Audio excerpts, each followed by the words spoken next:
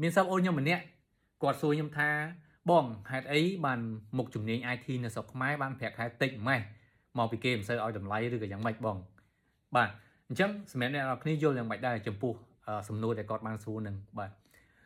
nhóm nó bây giờ lư sầm nô nó nhom choi top cọt vớiอย่างlươn nhom xuôi cọt tha ta cọt vô chẳng đòi ai từ lơ mua là than ấy bạn nhom xuôi cọt tới cọt tha anh ấy cọt lư tam phía tam ấy hay mũi tiết cổ cọt chẹt đánh còn sơ ban phẹt hai trời đây bạn chẳng nếu bây để nhom lư nó chấm lại và cọt hới nhom cọt choi top từ cọt vinh tha aiที่สกmáy mình phải khai tịch tế mình kiếm là oi đầm lại tế taสำคัญยืนខ្លួនឯងเนี่ยមានសមត្ថភាពយកប្រាក់ខែគេច្រើនអត់បាទអានឹងគឺអាស្រ័យទៅលើសមត្ថភាពទេបាទមិនមែនមកពីវិស័យ IT នឹងទេបាទព្រោះមានក្រុមហ៊ុនស្តង់ដារជាច្រើនដែលគេត្រូវការជំនាញ IT ពិតប្រាកដបាទមិនមែនជំនាញដែលយើងចេះលំហើយមកចង់បានប្រាក់ខែច្រើនទេបាទអញ្ចឹងខ្ញុំចង់ចែករំលែកបទពិសោធន៍មួយចំនួនដោយសារតែខ្ញុំធ្វើការនៅក្នុងវិស័យព័ត៌មានវិទ្យាផ្នែក technology និង CX បាទមានសិស្សានុសិស្សដែលចេញពីសាកលវិទ្យាល័យបាទភាគច្រើនបាទមកផ្នែកធំគឺពេលដែលគាត់ចេញមកគាត់ទៅដាក់ការងារនៅក្នុងក្រុមហ៊ុនផ្នែកព័ត៌មានវិទ្យាឬក៏ក្នុងផ្នែកវិស័យ programming អញ្ចឹងណាភាគច្រើនគឺពួកគាត់អត់មានសមត្ថភាពក្នុងការចូលធ្វើការបានភ្លាមនេះគឺគាត់ត្រូវការចំណាយពេលរៀនបន្ថែមហ្មងបាទត្រូវការរៀនជំនាញបន្ថែមហ្មងចេញមកពីសាលាប្រៀបបានដូចជាលក្ខណៈกระดาษសអត់មានចេះអីសោះមានអ្នកខ្លះមានមូលដ្ឋានគ្រឹះអីតិចតួចបាទអញ្ចឹងសួរថាតើយើងអាចទារប្រាក់ខែគេបានច្រើនអត់បាទអញ្ចឹងខ្ញុំក៏ជួបនៅបទពិសោធន៍មួយចំនួនដែលខ្ញុំចង់ចែកម្លែកថាតើ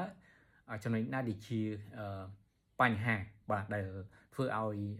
result នៃ IT យើងអត់សូវទទួលបានប្រាក់ខែច្រើនបាទមានអ្នកទទួលបានប្រាក់ខែច្រើនដែរហ្នឹងគេមានជំនាញពិតប្រាកដតែខ្ញុំនិយាយតែអ្នកដែលអត់មានជំនាញទេបាទ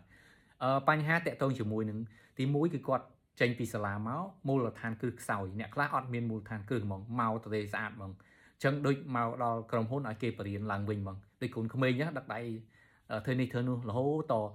យូរទៅរាប់ឆ្នាំទៅមានបទពិសោធន៍ធ្វើការងារណាដែលធ្លាប់ធ្វើបានការងារថ្មី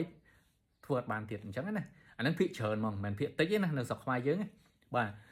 ទី2បើគាត់មានជំនាញមកជុំនឹងចង់សំដៅលើគាត់អាចធ្វើការងារ independent បានគឺអត់ចាំបាច់មានអ្នក support អីច្រើននេះគឺគាត់អាចធ្វើបានប៉ុន្តែគុណវិបត្តិគឺគាត់អត់ចូលចិត្តធ្វើរបស់maintenance ឬក៏របស់តពីគេខ្ញុំជួបច្រើនណាគាត់ចង់ធ្វើតែរបស់ណាដែល start ចេញពីដៃខ្លួនឯងបានគាត់គិតថាល្អហើយដល់ពេលគាត់ធ្វើហើយដល់ចំណុចតលណាមួយ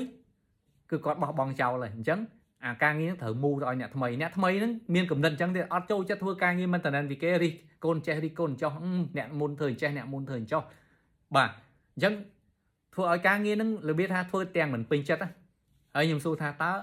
software ណាដែលគេធ្វើថ្មីជាប់រហូតបាទអញ្ចឹងសួរថាបើយើងមានគំនិតចង់តែធ្វើរបស់អីចេញពីដៃរបស់យើងអញ្ចឹងសួរថាតើយើងមានសមត្ថភាពក្នុងការបង្កើត software មួយដែលធំបានអត់បាទអត់ព្រមធ្វើបន្តមួយគេចង់ធ្វើតែរបស់ថ្មីហើយពេលដែលបង្ខំចិត្តធ្វើល្អជាប់ហ្មងអាហ្នឹងជាគុណវិបត្តិដែលខ្ញុំជួបច្រើនមែនតើបាទគុណវិបត្តិមួយទៀតបាទគាត់មានសមត្ថភាពindependent ដូចខ្ញុំនិយាយមែនប៉ុន្តែគាត់របៀបថាអត់មានការគិតបែបជា systematic ឯងមានថាជាប្រព័ន្ធទាំងមូលពីច្រើនអ្នកដែលគាត់មានជំនាញគាត់ចាំទៅទទួលការងារណាដែលប្រធានផ្នែកឬក៏ manager បោះឲ្យគាត់ទេអញ្ចឹងបោះឲ្យគាត់ត្រឹមណាគាត់ធ្វើត្រឹមហ្នឹងអានឹងរបៀបថាអត់សូវខ្វល់អំពីការងារទាំងមូលគឺចង់ធ្វើតែការងារណាដែលគេបោះឲ្យម្ដុំអញ្ចឹងខ្ញុំជួបច្រើនបានខ្ញុំនិយាយអញ្ចឹងបាទមានអ្នកដែលគេធ្វើបានដែរប៉ុន្តែអត់ទាំងអស់ហ្មងទេរបៀបថាអូបើយើងដឹងថាយើងធ្វើ project មួយហើយអញ្ចឹងយើងគួរសិក្សាស្វែងយល់ថា project ទាំងមូលវាមានផ្នែកអីគេខ្លះហើយផ្នែកណាដែលត្រូវធ្វើមិនខ្លះហើយពេលមេបោះមកយើងចេះស្រែកអញ្ចឹងណាអត់មានអ្នកសូវធ្វើគិតអញ្ចឹងទេគឺវាច្រើនរងចាំគេហៅ project manager បោះការងារឲ្យបោះត្រឹមណាធ្វើត្រឹមហ្នឹងប្រាប់ប៉ុណ្ណាធ្វើប៉ុណ្ណឹងដល់ប្រាប់ខ្វះធ្វើខ្វះបាទហើយបើប្រាប់លើសលោថាហួសព្រំដែនទៀតបាទខ្ញុំជួបច្រើនមែនតើបាទអាហ្នឹងជា resort ដែលយើងទទួលបាននៅស្រុកខ្មែរយើងណាបាទហើយខ្ញុំអត់ដឹងថាតើក្រោយនេះអភិវឌ្ឍមិនទេប៉ុន្តែបទពិសោធន៍ខ្ញុំ 10 ឆ្នាំជាងនេះជួបច្រើនមែនតើមកដល់ឥឡូវក៏នៅតែមានដែរចំណុចអាក្រក់មួយទៀតបាទការងារបើសិនជាធ្វើតែឯងអត់សូវខុសទេតើបើសហការគ្នា0ហ្មងបាទធ្វើបោះពីមួយទៅមួយអត់ដែលត្រូវមិនបាទហើយចំណុចមួយចុងក្រោយដែលខ្ញុំចង់និយាយអានឹងសិតអ្វីដែលខ្ញុំនិយាយសិតតែជាគុណវិបត្តិធំហ្មងចំណុចមួយចុងក្រោយនេះគឺធំមែនតើបាទ quality និយាយពី quality ពី developer ខ្ញុំហ៊ាននិយាយថាបើយើងឲ្យជា red 100% គឺគាត់ធ្វើបានយ៉ាងច្រើន50ទៅ60%គាត់រំពឹងទៅចាំឲ្យ QA អ្នកតេស្តបាទមានថាធម្មតាគេមានក្រុម QA សម្រាប់ check ឯប៉ុន្តែខ្លួនឯងមុននឹងបោះការងារឲ្យគេបាទត្រួតពិនិត្យឲ្យលម្អិតមកបែបជាលក្ខណៈអ្នកប្រើប្រាស់មិនមែនបែបជាលក្ខណៈ developer ទេពេលដែលគាត់ធ្វើការងារគាត់ test តាម flow របស់គាត់ហើយគាត់ចង់ឲ្យអ្នក testing ឬក៏អ្នកប្រើប្រាស់ប្រើតាម flow របស់គាត់អញ្ចឹងវាមិនខុសបាទព្រោះអ្នកប្រើប្រាស់គាត់ប្រើប្រាស់តាមបែប user experience តែគាត់ធ្វើបែប developer experience ហើយរំពឹង quality នឹងខ្ពស់បាទអញ្ចឹងខ្ញុំបទពិសោធន៍ខ្ញុំច្រើនខ្ញុំគិតថាវិស័យ IT ត្រូវការអ្នកជំនាញពិតប្រាកដហើយហ៊ានឲ្យប្រាក់ខែច្រើនប៉ុន្តែមកពីខ្ញុំគិតថាស្តង់ដាស្រុកយើងអត់ទាន់មាន standard អីត្រឹមត្រូវដើម្បីបង្រៀនឲ្យ resource ខាងផ្នែក IT យើងមានសមត្ថភាពចូលស្តង់ដាបាទអានឹងគឺជាការយល់ឃើញរបស់ខ្ញុំវាអាចថាមានខុសមានត្រូវប៉ុន្តែខ្ញុំគិតថាតាមដែលបទពិសោធន៍ខ្ញុំជួបមកគឺ